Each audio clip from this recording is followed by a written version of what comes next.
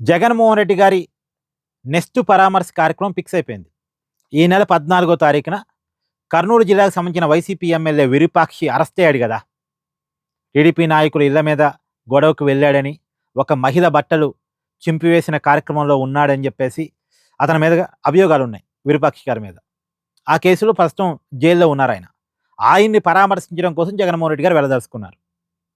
అదే కర్నూలు వెళ్తారు. పెద్ద ఎత్తున జన సమీకరణ. కడప నుంచి, కర్నూలు నుంచి, అనంతపురం నుంచి, ఆ చుట్టూ ఉన్న రాయలసీమ జిల్లాల నుంచి పెద్ద ఎత్తున జనాన్ని సమీకరిస్తారు.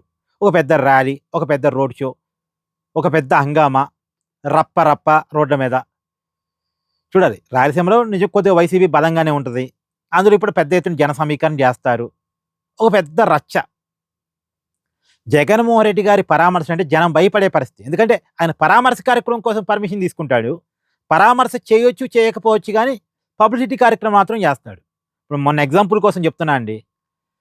సిదిరి అప్పర్రాజు గారి పరామర్శ కోసం వస్తున్నానని చెప్పాడు. సిదిరి అప్పర్రాజుని పరామర్శించింది లేదు. చేయలే. టైం అయిపోయింది. జైల్లోకి వెళ్ళటానికి అవకాశం లేకుండా పోయింది. పరామర్శ అనేది పక్కకు పోయింది. అసలు లేదు ఇక. కేవలం ఆ పేరుతో ఏం చేశాడు? ర్యాలీ, రోడ్ షో, పబ్లిసిటీ చేసుకున్నాడు. అంటే పబ్లిసిటీ కార్యక్రమాన్ని చేశాడు తప్ప పరామర్శ కార్యక్రమాన్ని చేయలేదు. ఇప్పుడు కూడా ఇక్కడ పరామర్శ చేస్తాడో లేదో తెలియదు కానీ పబ్లిసిటీ కోసం చేసే ఈ ప్రచార కార్యక్రమం మాత్రం చేస్తాడు.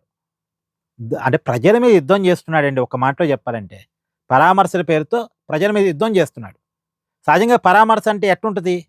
డైరెక్ట్గా జగన్మోహన్ రెడ్డి గారు గ్రీన్ ఛానల్ ఏర్పాటు చేసుకొని విరూపాక్షి గారి దగ్గర ఉన్నటువంటి జైలుకి వెళ్ళి ఆయన్ని పరామర్శించి వస్తారు. ఏ నాయకుడు పరామర్శించినా ఇంతే కదా. కానీ జగన్మోహన్ రెడ్డి గారి పరామర్శలన్నీ చాలా డిఫరెంట్గా ఉంటాయి.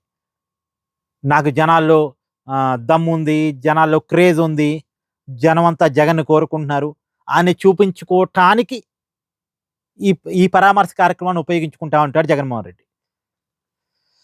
ఇయన్నీ పిచ్చి చేష్టలు, పిల్ల చేష్టలు.